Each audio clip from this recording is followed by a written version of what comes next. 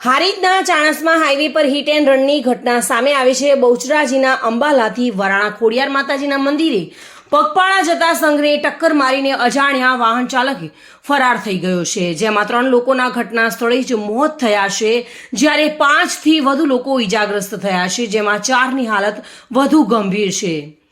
અકસ્માત અંગે મળતી માહિતી મુજબ બહુચરાજીથી અંબાલા ગામથી ઠાકોર પરિવારનો સંઘ પગપાળા વરાણા ખોડિયાર માતાજીના દર્શનાર્થે જઈ રહ્યો હતો, ત્યારે મોડી રાત્રે હારીજ ચાણસ્મા હાઈવે પરના દાંતરવાડા ગામ પાસે અજાણ્યો વાહન ચાલક આ સંઘને ટક્કર મારીને ફરાર થઈ ગયો હતો।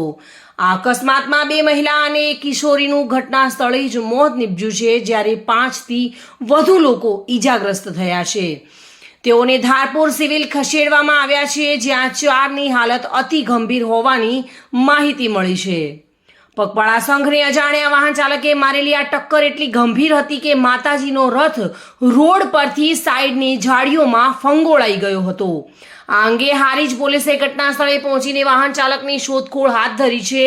આ અકસ્માત અંગે હારીજ પોલીસ સ્ટેશનના પીએસઆઈ ડીકે ચૌધરીએ જણાવ્યું હતું કે બહુચરાજીના અંબાલા ગામેથી 35 જેટલા પદયાત્રીઓ વરાણા ખોડિયાર માતાજીના મંદિરે રથ લઈને જતા હતા, જ્યાં રસ્તામાં અજાણ્યા આઈસર ચાલકે ટક્કર મારી હતી, જેમાં 3ના મોત થયા છે અને 5 લોકોને ઈજાઓ થતા સારવાર માટે ધારપુર સિવિલ હોસ્પિટલમાં ખસેડવામાં આવ્યા છે।